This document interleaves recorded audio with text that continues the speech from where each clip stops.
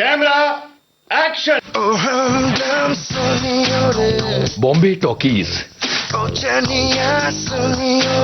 इस कार्यक्रम में आज हम आपकी मुलाकात करवा रहे हैं। आओ तुम्हें एक नई बात बताऊं मैं, टेलीविजन और फिल्मों के चरित्र अभिनेता यशोधन बाल से। साज बजाए मौसम और गीत सुनाऊं मैं। इनसे बातचीत कर रही हैं रेणु चतुर्वेदी। ये है दूसरा और आखिरी भाग। दोस्तों, यूं तो कलाकार कलाकार होता है, और अगर अभिनय की बात करें तो जाहिर है कि हम सब उन्हें सीधे पर्दे पर देखते हैं तो जानते हैं, पहचानते हैं, उनकी प्रतिभा को देखते हैं सीधे सीधे। समझ गए आप कि हम किसी अभिनेता या अभिनेत्री की बात कर रहे हैं? तो आपको बता दें, आज हमारे साथ हैं चरित्र अभिनेता यशोधन बाल जी। इनकी खूबी तो जाहिर है यही बताएंगे कि किस किस तरीके से इन्होंने कौन कौन सा किरदार निभाया। आपको याद दिला दें कि सीआईडी में आपने इन्हें देखा, इनकी पहचान लगभग उसी से मिली। सीआईडी से ये घर घर में पहचाने जाने लगे। बहुत सारे और भी चीजें जो हैं इनके खजाने में हैं, जैसे कि एक धारावाहिक में इन्होंने 3 चरित्र बखूबी निभाया।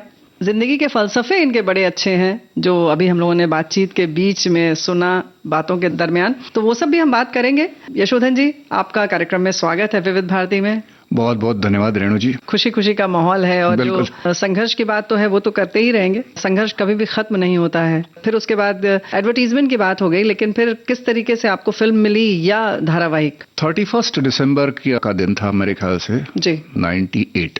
काम कुछ था नहीं ज्यादा, बम्बई में मैं अकेला था, तो सोचा कि चलो नए साल की पार्टी पूना जाके करते हैं। तो मैं पूना जा रहा था, खंडाला घाट के पहले ही मेरा पेजर बज गया। देखा तो please call me urgently, Subodh Gadge.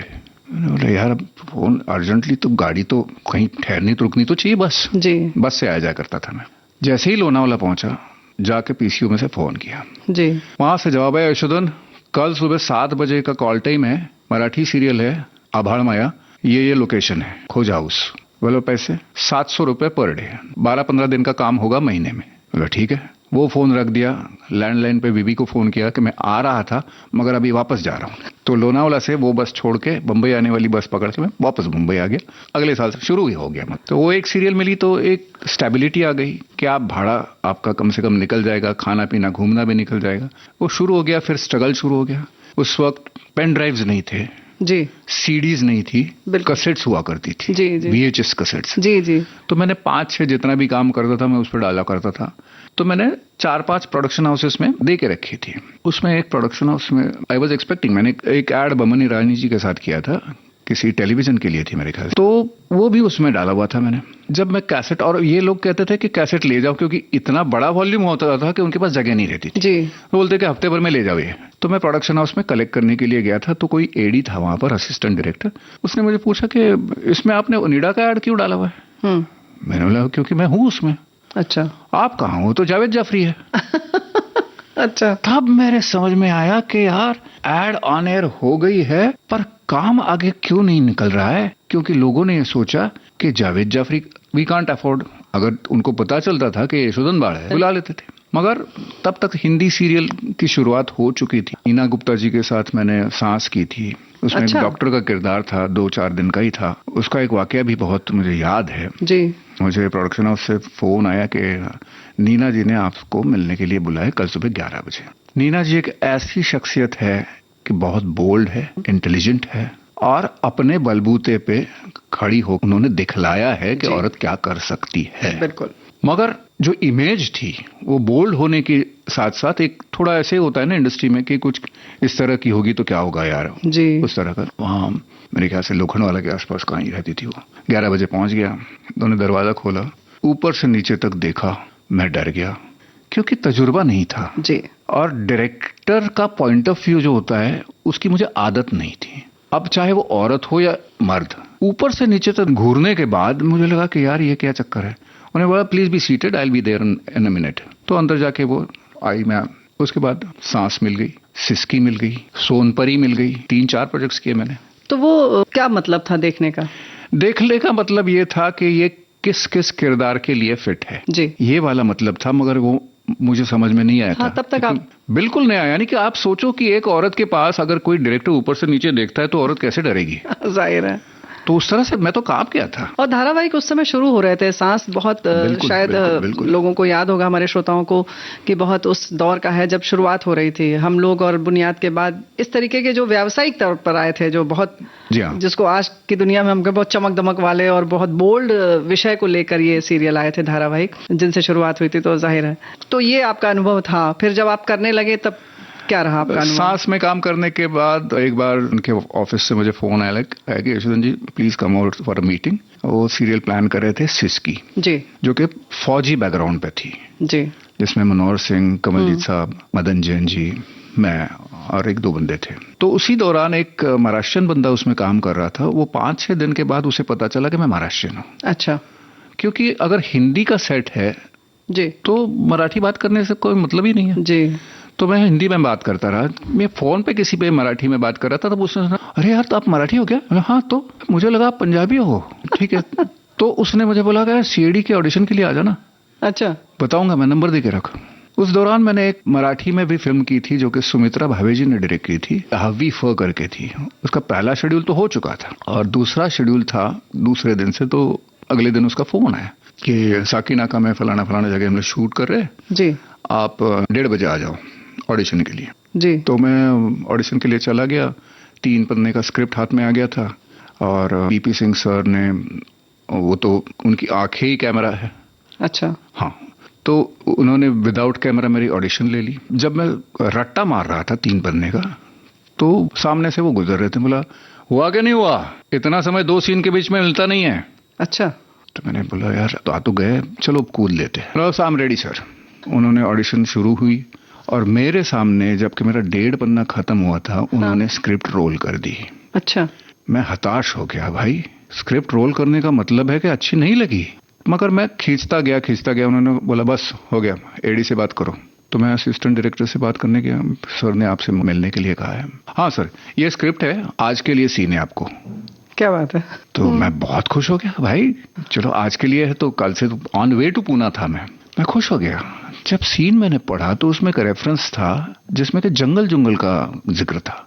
ये तो हम लोग इंडस्ट्री में शूट कर रहे हैं, जंगल कहाँ है? तो मैंने एडी से जाके बात की कि इसमें मैडम जंगल का जो रेफरेंस है वो क्या है? हाँ, वो 2 दिन के बाद हम लोग करने वाले फिल्म सिटी। अब आई मुसीबत। दूसरे दिन से 10 दिन का आखिरी शेड्यूल मैंने पूना के मराठी फिल्म के लिए कंफर्म किया था, उसी लिए मैं जा रहा था। तो मैंने उनसे कहा कि आज रात भर या चाहे सुबह 5 बजे तक मैं कर सकता हूँ, मगर 2 दिन बाद वाला मामला मैं नहीं कर सकता। उन्होंने कहा, सर से बात करो।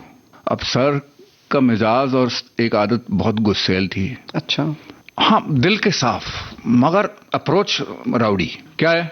सर, वो 2 दिन के बाद फिल्म सिटी वाला काम है तो मैं मराठी फिल्म कर सकूं। 10 दिन मैंने पूना के लिए दिए हुए, मैं ऑन वे टू पूना जाते ऑडिशन देने के लिए आया था। ठीक है, बात खत्म।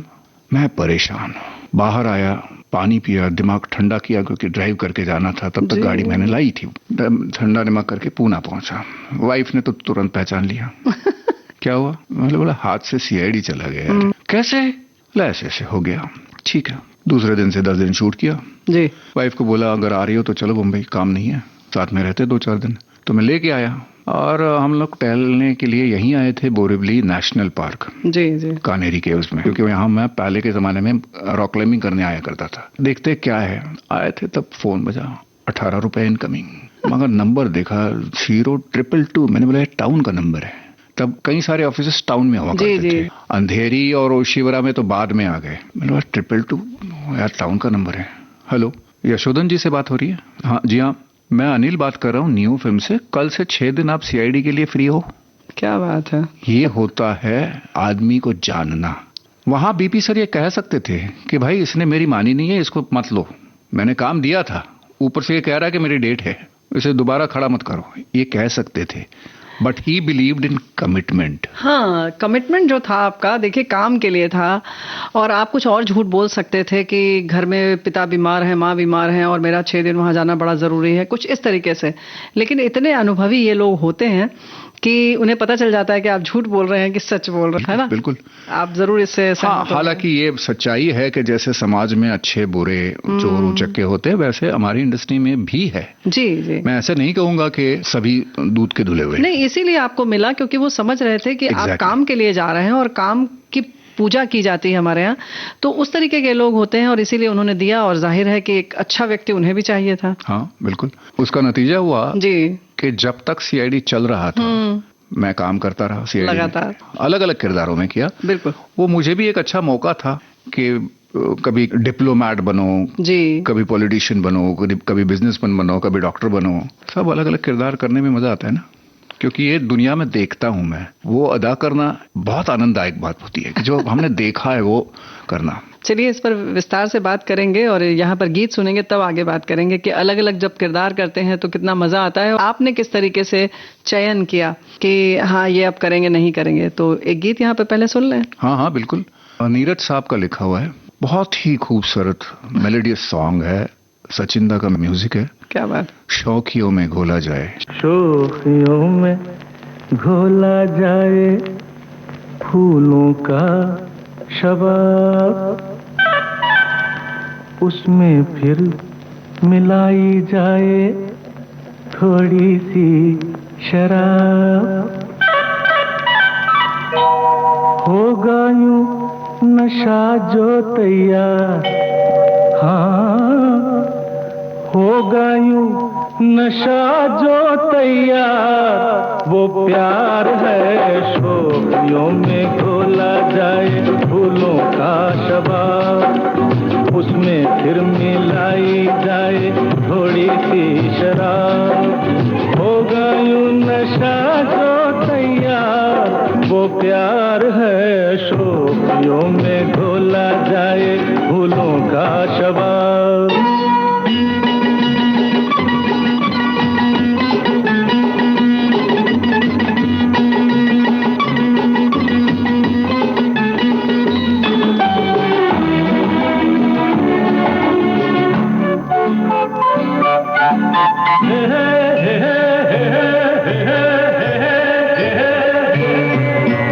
हंसता हुआ बचपन वो बहका हुआ मौसम है, छेड़ो तो एक शोला है, छू लो तो बस शबनम है। हंसता हुआ बचपन वो बहका हुआ मौसम है, छेड़ो तो एक शोला है, छू लो तो बस शबनम है।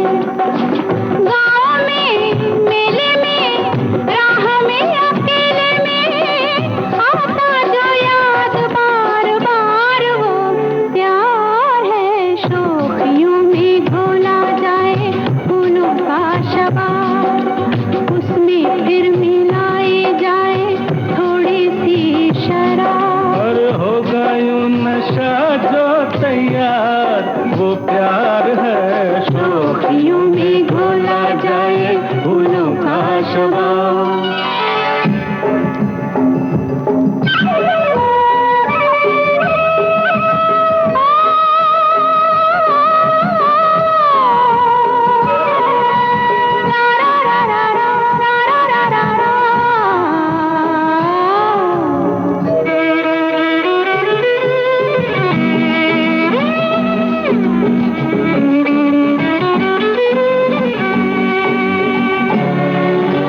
रंग में पिघले सोना अंग से यूं रत छलके, जैसे बजे धुन कोई रात में हल्के हल्के।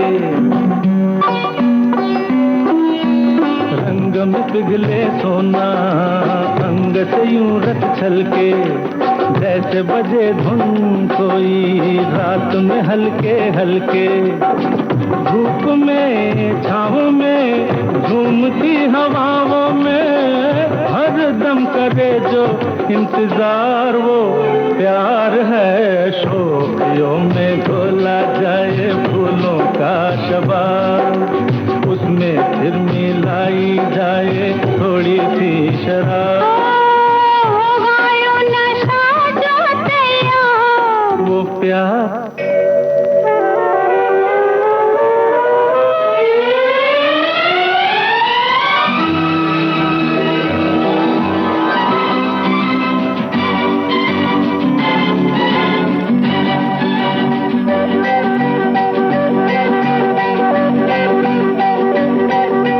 याद अगर वो आए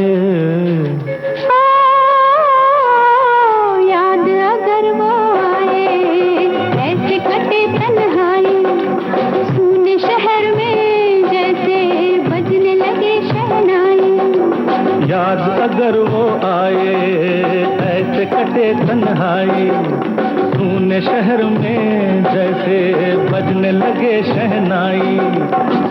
आना हो जाना हो जैसा भी जमाना हो, उतरे कभी ना जो खुमार हो। प्यार है शोखियों में घोला जाए फूलों का शबाब, उसमें फिर मिलाई जाए थोड़ी सी शराब। होगा यूं नशा जो तैयार, वो प्यार है शोखियों में घोला जाए फूलों का शबाब। दोस्तों, हमारे साथ हैं इस समय चरित्र अभिनेता, अभिनय के क्षेत्र में अपनी क्षमता को बखूबी दिखाने वाले यशोधन बाल जी। तो अलग अलग जो है आपके जो रंग हैं किरदार में दिखाई दिए। सीआईडी में जो अलग अलग आपने किरदार बता रहे थे अभी कि आपने निभाया, जो आप देखते रहते हैं उनको निभाते हैं तो मजा आता है। बिल्कुल। तो क्या देखते हैं आप? कभी आपने ये सोचा होगा रेणु जी के किरदार करना इसका मतलब है कि आपको कभी कभी डेड बॉडी का भी किरदार करना पड़ता है। ये सच्चाई है और जो मैंने किया है। एक दिन सीआईडी से ही फोन आया कि सर 6 दिन चाहिए आपके। 6 दिन काम तगड़ा होगा यार, क्योंकि आमतौर पे 2 एपिसोड शूट करने में 6-7 दिन यानी कि लगते ही है। तो बोला हाँ अवेलेबल हूँ। सीआईडी के बारे में मैं बोलता हूँ आपको, मैंने कभी किरदार क्या है पूछा नहीं। अच्छा। और पैसे कितने दोगे पूछा नहीं, क्योंकि ये मेरा बीपी सर के प्रति एक जेस्चर था कि भाई इन्होंने मुझे अच्छी तरह से पहचान लिया है तो मेरा ख्याल भी ये अच्छी तरह से रखेंगे। सम्मान था, प्यार था, आदर करते थे। कभी पूछा नहीं कि क्या कैरेक्टर है जी। तो ठीक है 6 दिन है। सर 9 बजे का शिफ्ट है, आप 7 बजे आ जाइए। यार 9 बजे का शिफ्ट है, 7 बजे क्यों बोला है? मैं गया 7 बजे। तो आमतौर पर कितने घंटे पहले जाते थे? आधा घंटा पहले बोला। 7 बजे क्यों बोला है? तो मैं पहुंचा सेट पे, मेकअप आर्टिस्ट था, बोला सर चलो तैयार हो जाते। मैंने बोला 7 बजे? हाँ सर डेड बॉडी का मेकअप है। क्योंकि वो स्टोरी ऐसे थी कि पूरी revolving on that particular body जी। और उसमें आपकी पलक नहीं झपकनी चाहिए, सांसें हुई चाहिए। ये सब चीजें जो थी वो बीपी सर को पता था ये बंदा परफॉर्म कर सकता है, इसमें परफॉर्मेंस है। क्योंकि किस वक्त बीपी सर का कैमरा आपके ऊपर आ जाए नहीं पता, कोई बता नहीं सकता। अच्छा। हाँ, मतलब जितनी देर शूट चल रहा है पूरी तरह आपको वैसे ही पड़े रहना है। ये पता होता है कि कैमरा आपकी तरफ आ रहा है तो आप कंट्रोल कर लो, मगर आपको वो कंटिन्यूटी मेंटेन करनी पड़ती है। आपकी गर्दन अगर इतनी सी भी हिल जाए, रीटेक। जाहिर है डेड बॉडी का किरदार 6 दिन तक करना मेरे लिए एक चुनौती थी। वैसे सच बात है यशोधन जी कि अभी तक हम लोग ऐसा ही सोचते हैं कि ये आदमी लेटा है और कैमरा कभी भी इनकी तरफ जा सकता है। और आमतौर पर जब इतने अब लोग समझदार हो गए या यूं कहें कि सोच लेते हैं कि कैसे कैसे क्या चीजें शूट होती हैं, मतलब समझ लिया कि अच्छा सारे शॉट एक संग ले लिए, इधर उधर काट काट के लगा लिया, एडिटिंग कर ली। बिल्कुल यही लगता था, लेकिन आज आपकी बात से ये पता चल रहा है कि वाकई बहुत मुश्किल। मेरा मानना ये है जी, जैसे कि मराठी में एक कहावत है जी कि दुरून डोंगर साजरे।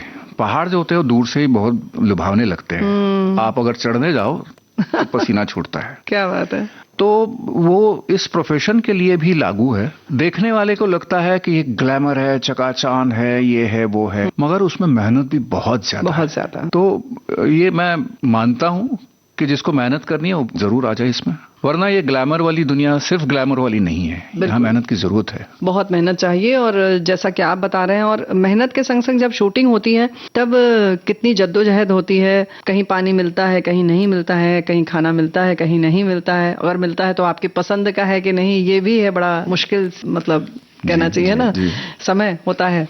और धूप है, गर्मी है, बारिश है, ठंड है, हर तरह से सामंजस्य स्थापित करना पड़ता है।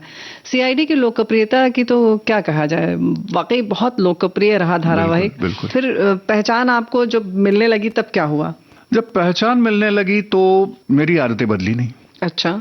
क्योंकि मैं समाज से जुड़ा हुआ रहना चाहता हूँ और हमेशा मैंने चाहा है। कभी कभार अगर टाउन में ऑडिशन के लिए जाना होता है, संडे है अगर, तो मैं ट्रेन से भी ट्रैवल करता हूँ। अच्छा। आपको आज पता है, आज मैं मेट्रो से आया हूँ। अच्छा। क्योंकि मेरा मानना है कि देश इतना बदल रहा है, इतनी सुविधाएं उपलब्ध हो रही है जी, तो वो इस्तेमाल करो ना। मैं एसी में बैठ के यहाँ तक आ गया, बस बात खत्म। बहुत बड़ी बात है। आमतौर पर इस तरह से जब कलाकारों की पहचान बन जाती है तो वो सार्वजनिक जो वाहन होते हैं उनसे यात्रा करने में थोड़ा कतराते हैं। डिपेंड्स आपका अप्रोच कैसा है। मैं बताऊं जी, उसमें मैं थोड़ा खिलवाड़ करता हूं। क्या? ट्रेन से जाते वक्त अगर किसी ने पहचान लिया कि यार वो देखो वो एक्टर है ना, तो बगल वाला कोई बोलता है हाँ लगता तो यार नहीं, मगर वो ट्रेन से क्यों आएगा यार, नहीं होगा चल छोड़ दे। तो ये मैं देखता हूं, मगर इन चीजों से मेरे अंदर के एक्टर को बहुत कुछ मिलता है। अगर मैं समाज में जितने भी चरित्र है वो ना देखूं या अनदेखी करूं तो मैं अपने आप को चरित्र अभिनेता क्यों कहूं? लेकिन ये तो आपने बताया कि ऐसा होता है, लेकिन कभी कभी पहचान भी तो लेते हैं लोग फिर। हाँ पहचान लेते हैं तो भाई इंसान है, मेरा प्रोफेशन है ये जी। मैं ग्लैमर के लिए इस दुनिया में नहीं आया हूँ, निजी जिंदगी भी अपनी बरकरार रखता हूँ। इसलिए मैं फिलहाल फरवरी में, पिछले साल काम थोड़ा कम है, एक मैंने इंटरनेशनल प्रोजेक्ट किया था वेब सीरीज का जो कैरो में जाके शूट किया था 1-1.5 महीने के लिए। उसके बाद यहाँ पर पोस्ट कोरोना थोड़ा ठंडा काम चल रहा है जी। या तो ऐसे कि कम हुआ है काम या तो पैसे भी बहुत कम हो गए हैं। तो मैं बहुत चूजी हुई, इतने साल गुजारने के बाद अगर आपको कोई कहे कि भाई इतने में करो, और तो कैरेक्टर क्या है मैं पूछता हूँ, अगर अच्छा कैरेक्टर है, किरदार अच्छा है तो थोड़े कम पैसे में हाँ कह देता हूँ। तो वक्त था, मुझे अपनी एक ट्रायल भी लेनी थी, तो फरवरी के महीने में मैं हिमालयाज में विंटर ट्रेक करने के लिए चला गया। तो वहां जब अकेला गया, कोई ना कोई मिल जाएगा वहां पर इस हिसाब से, तो वहां ग्रुप्स मिले। हर रोज केदारकंठ पीक के लिए 1500 से 1700 लोग आया करते थे पूरे हिंदुस्तान से, क्योंकि वो 6-7 दिन का ही ट्रैक है, छोटा ट्रैक है, 12,500 फुट की ऊंचाई पर। आप इतनी आसानी से कह रहे हैं। उसके पहले तो मैं 18-19 तक जाके आया हूँ ना, एक्सपीडिशंस करके आया हूँ, तो 12.5 तो कुछ नहीं है मेरे लिए, क्योंकि ऑक्सीजन लेवल जो है वो 13 के बाद कम होने लगता है। तो दिक्कत तो ज्यादा थी नहीं। हाँ बर्फ, वो ट्रायल मुझे करना था कि इतने सालों के बाद मैं बर्फ में जा रहा हूँ तो क्या अपने आप को ठीक ठाक हूँ या कुछ कमियां आई हुई है, ये ट्रायल करना था। मैं गया, तो जब मैं साथ में चल रहा था तो मेरी बातों से ये करते वक्त लोगों को लगा यार इसको कहीं तो भी देखा है जी। तब लोगों ने पूछा सर आप एक्टर तो नहीं हो? हाँ तो मेरा पेशा है वो तो जी। तो आप यहाँ क्या कर रहे हो? ये मेरी हॉबी है। क्या बात है, सीधी सी बात है ना। लेकिन दोनों चीजों को एक साथ लेकर चलना इतना आसान नहीं है जितनी आसानी से आप कह रहे हैं। फ्रैंकली स्पीकिंग रेणु जी, जो कहते हैं ना कि मैं बिजी हूँ, अंदर की बात बताऊं, इतना कोई बिजी नहीं रहता। हाँ, जो डेली सोप्स कर रहे हैं उनको एक थोड़ा सा अटकाव होता है कि उनको 12 घंटे सेट पर रहना पड़ता है, कभी भी उनका सीन आ सकता है। अच्छा, इसका मतलब ये नहीं है वो 12 ही घंटे शूट करते रहते, वो लोकेशन छोड़ के नहीं जा सकते जी, तो बिजी है। मगर 2-2.5 घंटे का शूट दिन में हर किसी का होता है, बात खत्म है, बाकी 10 घंटे बैठकर हो। हाँ, लेकिन बात फिर है कि आप किस तरीके के कलाकार हैं, कितनी क्षमता है आपकी, और जाहिर है कि उसी तरह से निर्देशक जो होते हैं, निर्माता जो होते हैं, उन्हें वैसे ही कलाकार चाहिए। फिर वो जाहिर है कि समझौता नहीं करते, फिर आपका इंतजार करते हैं, चाहे आप 10 दिन बाद आए चाहे 2 दिन बाद आए। होता है ये। तो ये जगह बनानी तो आपको ही पड़ती है, ये अपने आप नहीं बन जाती है। ये बात तो आपकी बात से समझ में आ रही है। यहाँ पर एक गीत सुनेंगे, फिर उसके बाद हम पूछेंगे आपसे कि आपकी बेटी की क्या प्रतिक्रिया रही जब आप सफल हुए और जिस तरह से आपने अपने आप को स्थापित किया। तो एक गीत पहले यहाँ सुन लें। हाँ बिल्कुल, किसी नजर को तेरा इंतजार आज भी है। एतबार, क्या बात है।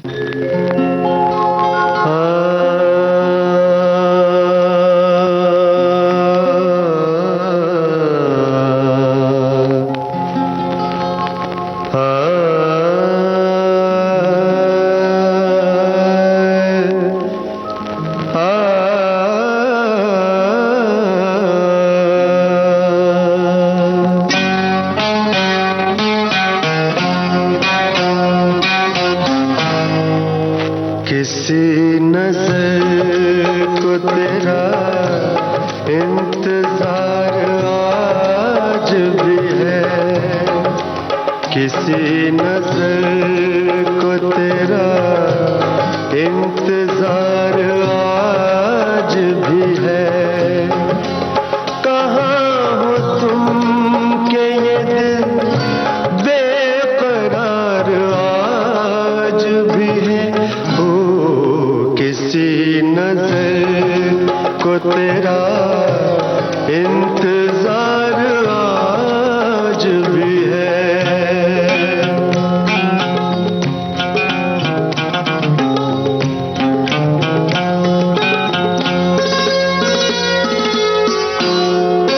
वो वादियाँ वो फज़ाएं के हम मिले थे जहाँ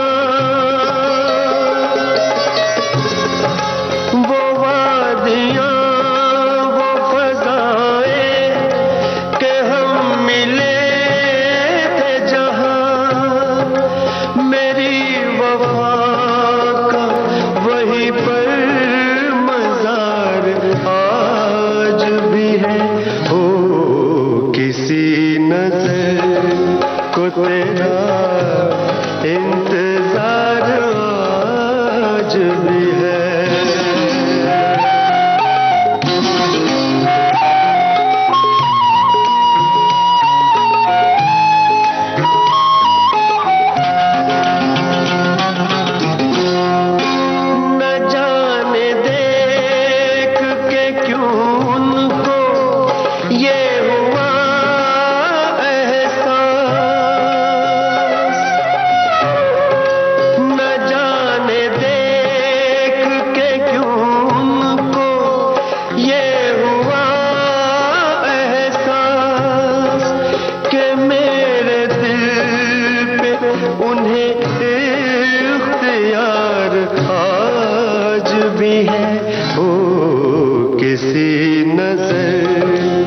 तेरा इंतजार आज भी है।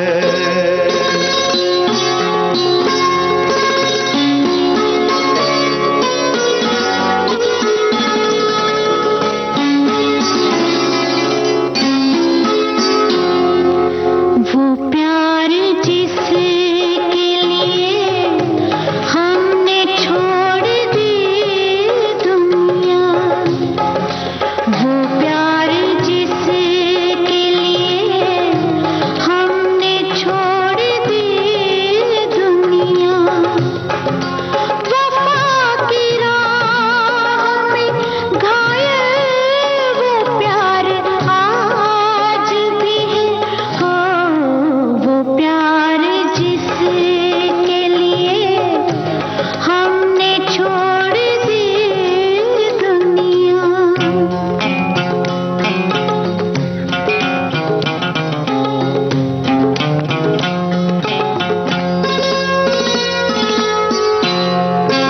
यकीन नहीं है मगर आज भी ये लगता है,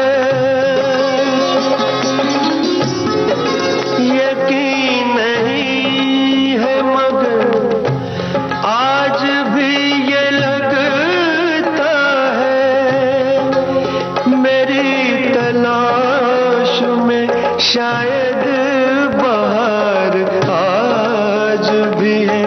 हो किसी नजर को तेरा इंतजार आज भी है।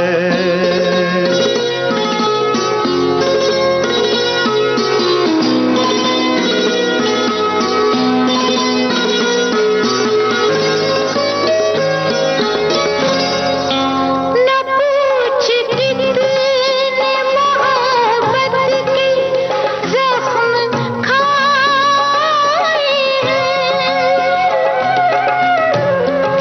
न पूछ कितने मोहब्बत के जख्म खाए हैं, कि जिनको सोच के दिल सोगवार आज भी है। हो वो प्यार जिसके लिए हमने छोड़ दी दुनिया, वफा की राह में घायल वो प्यार आज भी है।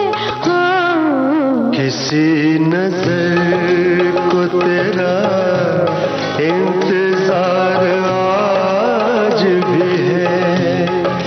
कहाँ हो तुम के ये दिल बेकरार आज भी है। हो किसी नजर को तेरा इंतजार आज भी है।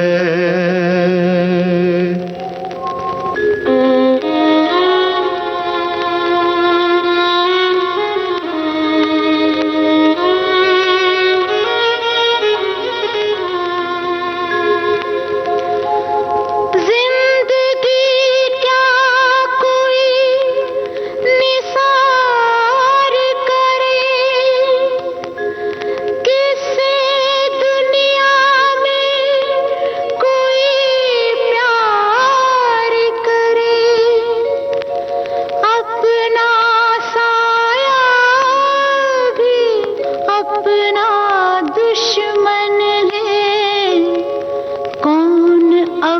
किसका एतबार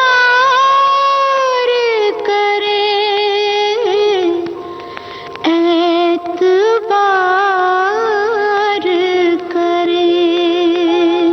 दोस्तों, ये गीत अब ये कहें कि आपकी बेटी जो प्रतीक्षा कर रही थी कि पिताजी जाएं अभिनय के क्षेत्र में, और जब आप स्थापित हुए तो क्या रहा उसका? मैं थोड़ा कम टेक सेवी हूँ।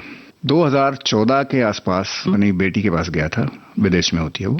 तो वहाँ आमतौर पे ये होता है कि जिनके कलीग्स, फैमिली, फ्रेंड्स होते हैं, उनके वीकेंड्स पे गेट टुगेदर्स होते हैं। अच्छा। और जिनकी भी माँ बाप वहाँ पर आए हुए वो भी उस शारीक होते हैं। तो मैं गया था वहाँ, और जो फिल्में मैंने की है उसमें से मेरे दिमाग में भी नहीं है, याद भी नहीं है। उन सारी फिल्मों के बारे में वहाँ उपस्थित उनके जो फैमिली, फ्रेंड्स और उनके माँ बाप थे, उन्होंने मुझसे सवाल किए। अच्छा। मैंने बोला यार, मेरी वाइफ को पता नहीं है कि मैं क्या शूट कर रहा हूँ, किस लिए शूट कर रहा हूँ, बच्ची का तो छोड़ ही दो। हाँ। ये सभी लोग इतने सारे सवाल मुझे कहाँ से पूछ रहे हैं। मैं परेशान था, जवाब तो देता गया मैं जी। वापस आते हुए गाड़ी में वजह से पूछा, बेटा ये सब इनको कैसे पता चला? पापा आप कमाल की चीज हो। अच्छा। उसने मेरा नाम किया और मुझे दिखाया, ये देखो, चाहे आप अपना सीवी मत बनाइए, गूगल ने आपका सीवी बना के रखा है, ये सभी लोगों के पास अवेलेबल है, तो आपसे सवाल आ गए जी। अच्छा, मैंने बोले ऐसा है क्या? तब तक मेरे पास पता ही नहीं था कि इस सारी चीजों की एक टिप्पणी है जी, ये वाली वो बात पूरा रखते हैं। हाँ, तो इस तरह से उसके बाद तो बच्ची को अच्छा ही लगा ना कि यार, जिस 1 साल की सहूलियत के लेकर मेरे पिताजी गए थे, अब 26 साल होने को है। लेकिन आपने बहुत कहना चाहिए कि उम्र के उस पड़ाव में शुरू किया जिसमें कि आमतौर पर लोग मानते हैं कि अब शुरू नहीं कर सकते। उसमें मेरा मानना यह है कि फिल्म में हर उम्र का किरदार होता है। इससे पहले ये हम जान लें कि आपने किस उम्र में पहला शुरू किया इस प्रोफेशन में? एक्टिंग में जी जी। मैं 36 साल का था तो जब बम्बई आया। जी जी। तो आपने बताया कि मेरी सोच ये थी कि यहाँ बुढ़े भी लगते हैं, 40 के भी लगते हैं, लंबे भी लगते हैं, मोटे भी लगते हैं, तो जिसके पास काबिलियत है वो तो ट्राई कर ही सकता है ना। तो मैंने ट्राई किया। हाँ, इसमें एक बहुत बड़ी बात यह है कि आपकी कुंडली में उस तरह के योग होने चाहिए जी। और एक बात मुझे पता है कि बड़े वृक्ष के नीचे दूसरा वृक्ष पलता नहीं है, आता तो है, पनप नहीं पाता। किस संदर्भ में ये बात? ये संदर्भ में है कि मैं जिस क्षेत्र में मेरी माताजी थी उसमें मैं गया नहीं, अलग क्षेत्र चुन लिया। और मैंने ये देखा है कि मैं इसमें हूं तो मेरा बेटा भी इसमें आना चाहिए। ये जिद क्यों है भाई? आपकी वाइफ, दोनों को कॉम्बिनेशन आपका बेटा है जी। चाहे आप दोनों अलग अलग क्षेत्र से हो, तो उसमें से, या जो आपका क्षेत्र नहीं है उसमें से जिसमें रुचि बेटा या बेटी रखते, उसमें उनको जाने दो ना। मगर वो जो एक विरासत खानदानी होती है जी, उसका एडवांटेज लेना चाहता है हर कोई, और मुझे लगता है कि वो नहीं होना चाहिए। हाँ, लेकिन लेना चाहते हैं, मिलता है नहीं मिलता है वो अलग मुद्दा है। लेकिन फिलहाल जिसके विरासत में नहीं मिला है, ऐसे यशोधन बाल जी जैसे लोग भी अपने आप को स्थापित कर लेते हैं अपनी मेहनत की बदौलत, अपने आत्मविश्वास की बदौलत, और एक परिवार का जो संबल होता है उसके आधार पर। बिल्कुल, ये बहुत बड़ी बात है। और आप जैसे लोग समाज के लिए एक मिसाल बन जाते हैं, और लोगों के लिए एक प्रेरणा की भी बात होती है कि हाँ, हम सोच सकते हैं कि हाँ, आ सकते हैं, कर सकते हैं, लेकिन वो ईमानदारी चाहिए काम में। मुझे लगता है कि जिसने भी जन्म लिया है, चाहे वो जानवर हो या मनुष्य प्राणी हो, हर एक को ईमानदारी से स्ट्रगल करना ही पड़ता है। स्ट्रगल तो बहुत किया, किस तरह से करना चाहिए उसमें भी थोड़ा, अगर हम मनुष्य प्राणी है तो दिमाग लगा के करना चाहिए। जब मैं पूना से बम्बई आया 27 साल पहले, तब मैंने सोचा था कि जिनके गाने, जिनका निर्देशन मुझे बहुत अच्छा लगता था, मुझ पर थोड़ा प्रभाव भी उनका है गानों के जरिए, तो वो एक बड़े ही अच्छे निर्देशक, निर्माता और गीतकार गुलजार साहब।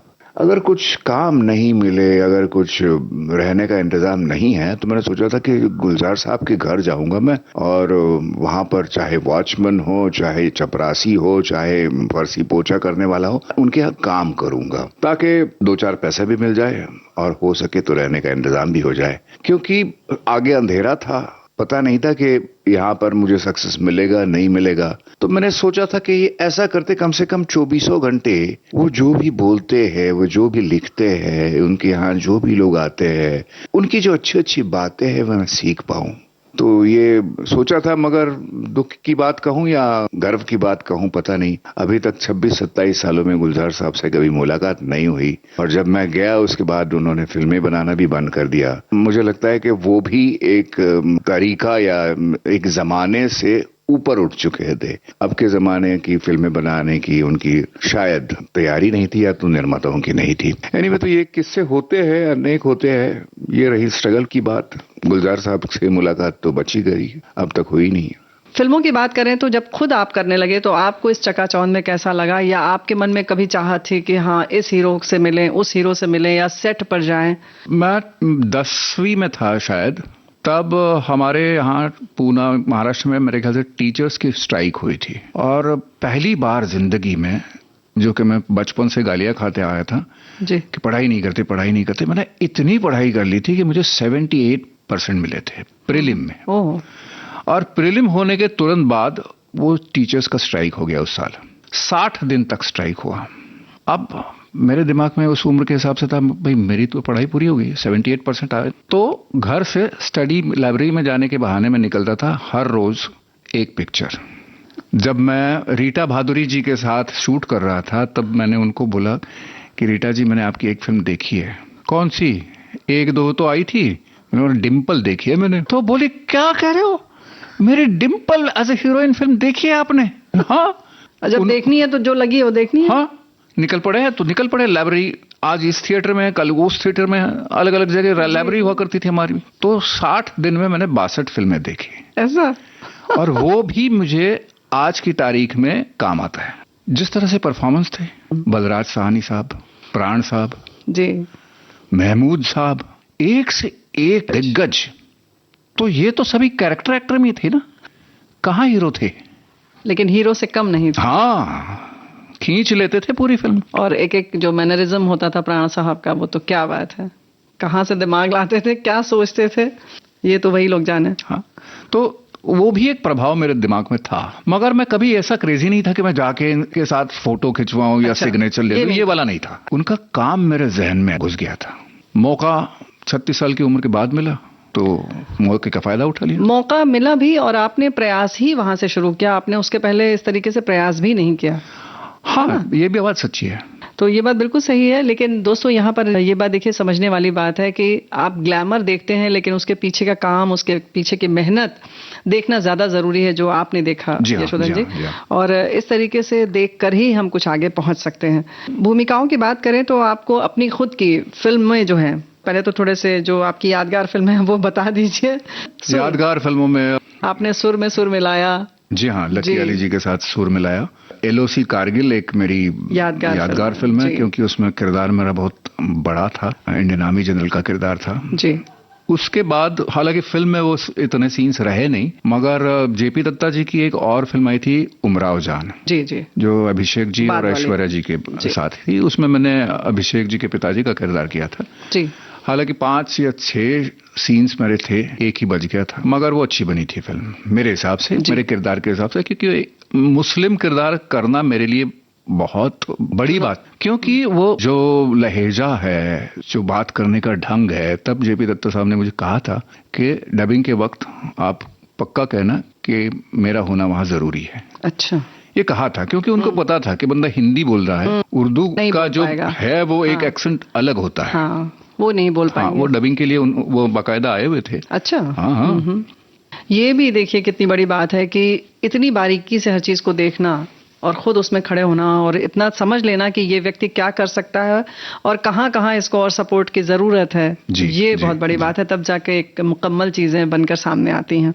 यशोधन जी, आपसे ये हम जानना चाहते हैं कि नायक फिल्म जब मिली और आप उसमें मुंबई के कमिश्नर बने थे तो बड़े ईमानदार बने थे, लेकिन बाद में जब आपने रंग बदला कुछ अलग ढंग से बदला, लेकिन फिल्म जब मिलने लगी तो क्या था उसका, कहना चाहिए फ्लो कहें या क्या कहें, कैसे आपने चुनाव किया? नायक के शूट खत्म होने के बाद रिलीज होने से पहले जी, आप यकीन नहीं मानोगी, मुझे 10-12 प्रोड्यूसर से फोन आए। अच्छा, मीटिंग के लिए आ जाइए आप, क्योंकि इस इंडस्ट्री में अच्छी हो या बुरी हो, खबर अंदर अंदर से फैलती है जी।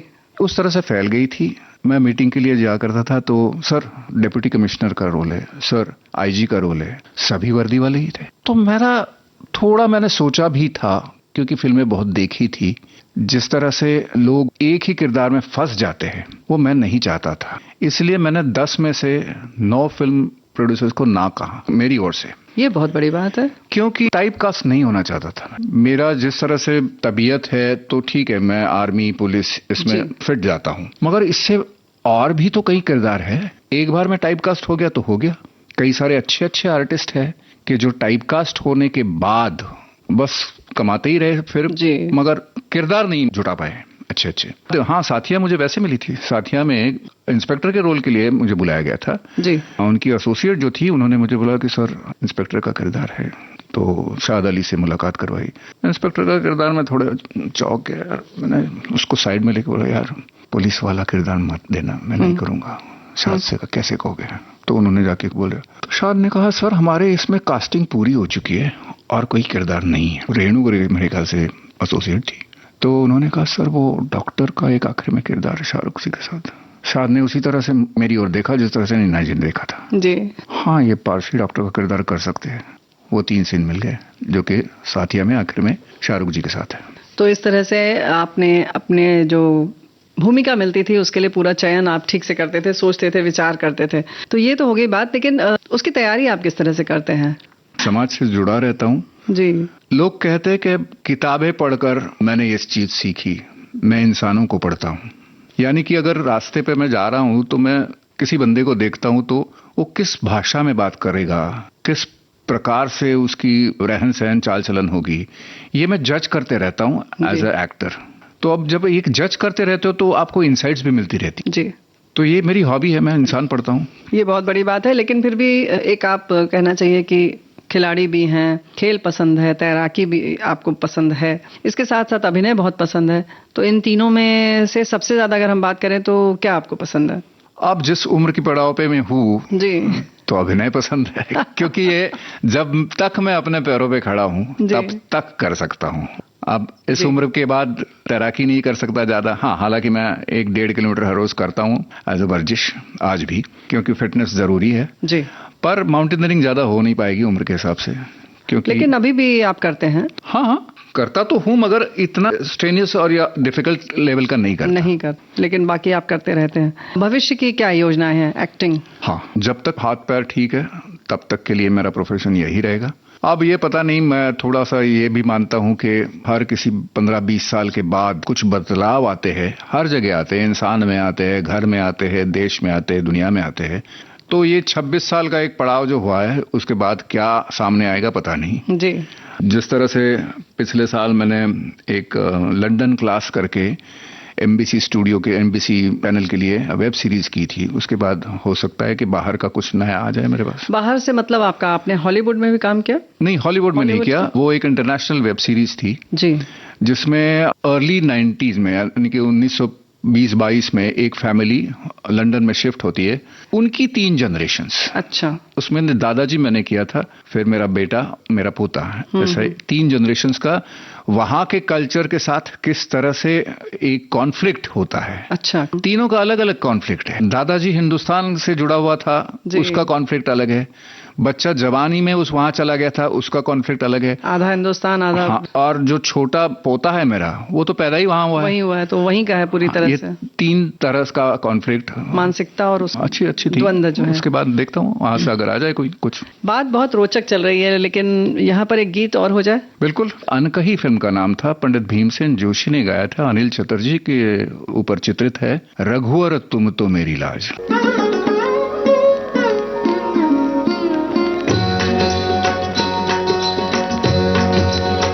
रघुवर तुमको मेरी लाज, रघुवर तुमको मेरी लाज, सदा सदा मैं शरण तिहारी, सदा सदा मैं शरण तिहारी, तुम हो गरीब निवाज, रघुवर तुम हो गरीब निवाज, रघुवर तुमको मेरी लाज, रघुवर तुमको मेरी लाज।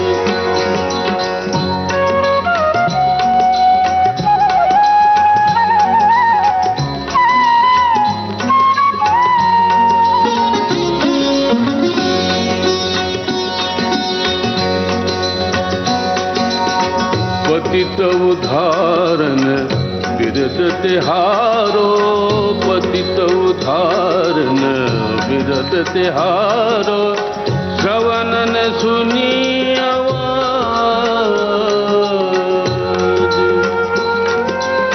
पतित उद्धारण बिरद तिहारो, श्रवण ने सुनी आवाज। हूँ तो पतित पुरातन कर, हूँ तो पतित पुरातन कर, पार उतारो जहाज रघुवर, पार उतारो जहाज रघुवर तुमको मेरी लाज, रघुवर तुमको मेरी लाज।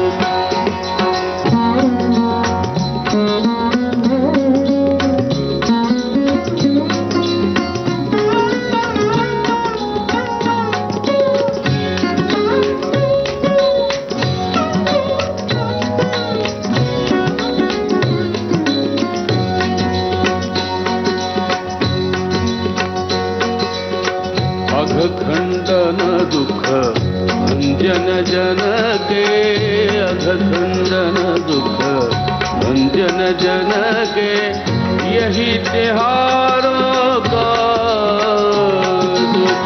अघखंडन दुख भंजन जन के, अघखंडन दुख भंजन जन के, यही तिहारों का। रघुवर यही तिहारों काज, तुलसीदास पर कृपा कीज, तुलसीदास पर तुलसीदास पर, तुलसीदास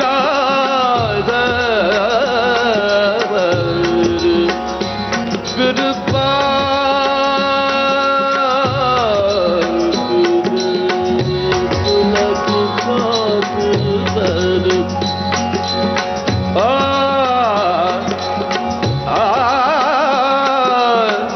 तुलसीदास पर कृपा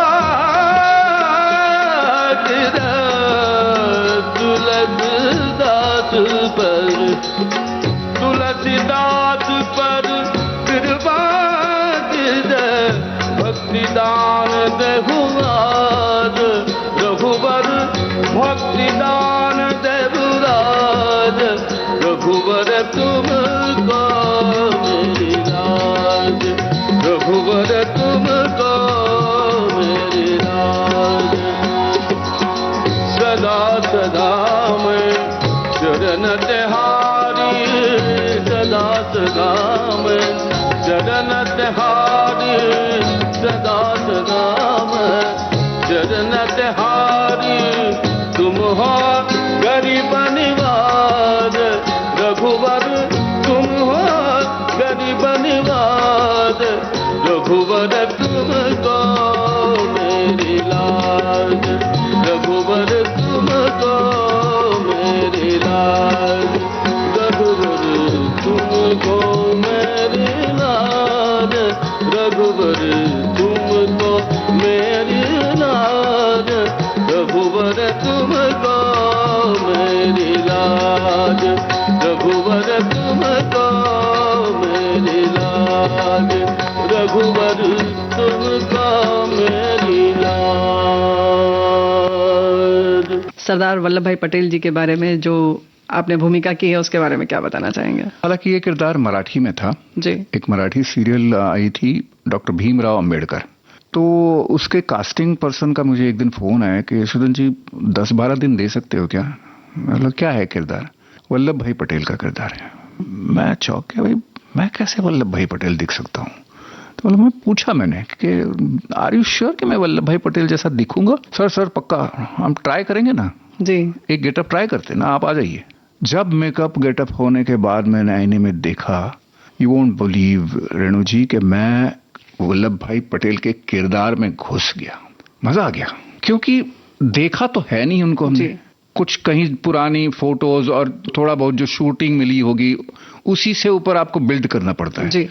मगर उसमें मैंने मैनरिज्म उनके नोट डाउन कर लिए थे, तो वो किरदार बहुत ही अच्छा हुआ। मराठी में था हालांकि। बातें बहुत जानकारी परख हैं और यहाँ पर एक गीत सुनने का समय लग रहा है कि हमारे श्रोता भी इंतजार कर रहे होंगे कि एक गीत सुन लिया जाए। मेरे ऊपर फिल्माया वो गाना, मैंने सोचा था कि विविध भारती पे आया हूँ, मेरे बारे में ही आप इंटरव्यू ले रही हो, तो गाने में 140 करोड़ देशवासियों के जो जहन में है वो सुनाऊं। चलो खैर ठीक है, मेरे ऊपर फिल्माया गाना, फिल्म का नाम है सुर, जिसका म्यूजिक कंपोज किया है एम करीम साहब ने।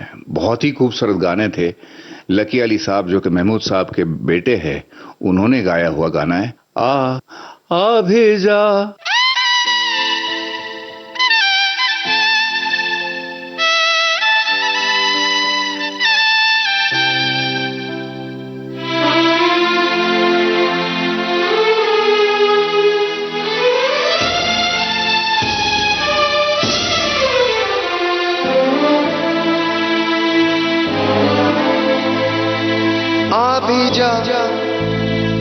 भी जा ऐ सुबह भी जा, आ भी जा ऐ सुबह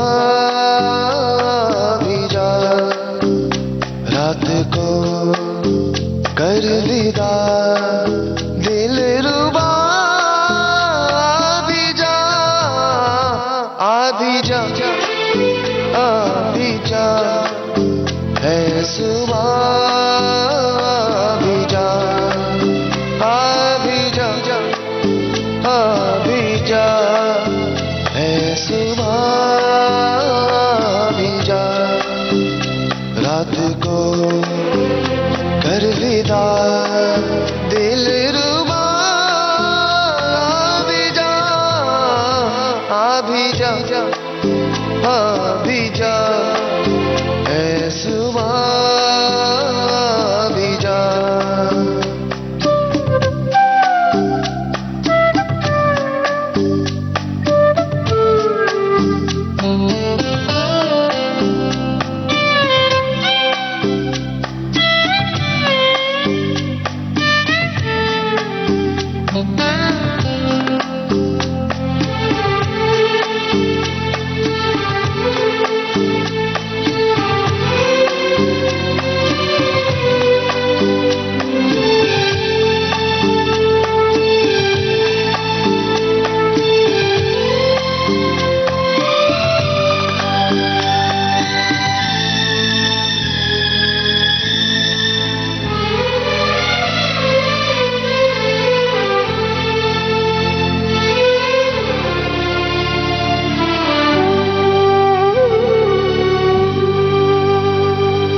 मेरे दिल के पागलपन की ओ सीमा क्या है, यूं तो तू है मेरी छाया, तुझ में हो तेरा क्या है,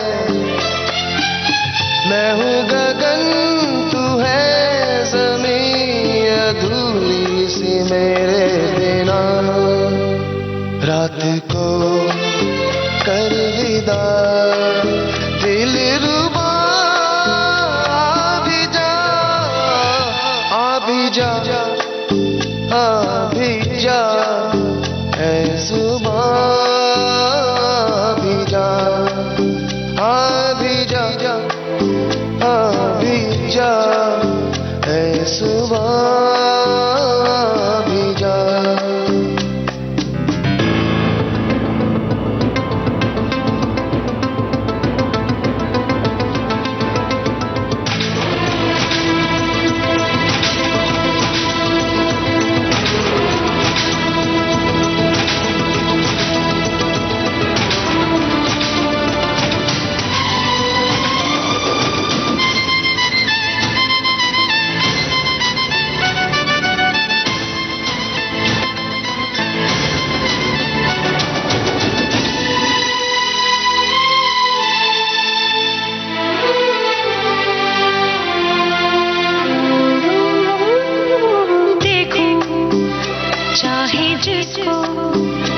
कुछ कुछ तुझसा दिखता क्यों है, जानू जानू ना मैं, तेरा मेरा रिश्ता क्यों है, कैसे कहूँ कितना बेचैन है दिल मेरा तेरे बिना, रात को अलविदा दिल रुबा, भी जा भी जा भी जा, ऐ सुबह भी जा भी जा भी जा, ऐ सुबह भी जा। जिंदगी का फलसफा जो है वो आप बखूबी जानते हैं, ऐसा आपकी बातों से लग रहा है। तो हमारे श्रोताओं के लिए क्या संदेश आप देना चाहेंगे? Be honest to yourself, be honest to your country, be focused on your profession. गलत मत करो, देश बदल रहा है, अपॉर्चुनिटीज ज्यादा से ज्यादा आ रही है, मिल रही है, और मुझे लगता है कि इस तरह से हर कोई सोचे तो हमारा बढ़ना तो तय है एज अ देश। ऐसे देश के अलावा एक युवा जो आना चाहते हैं इस फील्ड में, खासतौर से एक्टिंग की दुनिया में या विज्ञापन की दुनिया में, कह लें या जैसे भी, मुंबई एक सपनों की नगरी है, हम सब जानते हैं और वही देखते भी हैं, तो उनके लिए एक संदेश? उनके लिए संदेश यही है कि थिएटर शुरू करो। ये नहीं है कि आपने रील्स बना के छोड़ दिए और किसी ने देखा, ये एक आध काम मिल सकता है जी, मगर आपको अच्छी तरह से बढ़ना है, पनपना है जी, तो आप में वो जज्बा चाहिए, वो मेहनत करने की क्षमता चाहिए, उसकी प्रैक्टिस भी चाहिए। जी जी, अभ्यास बार बार करना बिल्कुल, होगा। बिल्कुल। उसके लिए आप ये नहीं कह सकते कि हम बोर हो गए। आजकल जनरेशन को सब कुछ फास्ट चाहिए जी, और थिएटर की रिहर्सल इतनी फास्ट नहीं होती, क्योंकि हर दिन कुछ नए सुझाव आते हैं, उसके मुताबिक आपको चेंज करना पड़ता है, तो ये स्लो प्रोसेस है।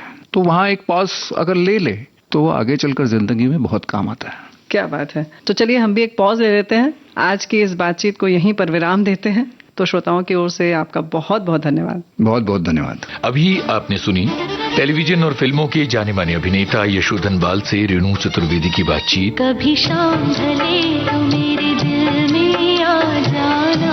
ये इस रिकॉर्डिंग का दूसरा और आखिरी भाग। रिकॉर्डिंग इंजीनियर भावना सिंदल, चलो चले मितवा, और प्रस्तुतकर्ता जुबैर खान। डिजिटल अपना बॉम्बे टॉकीज।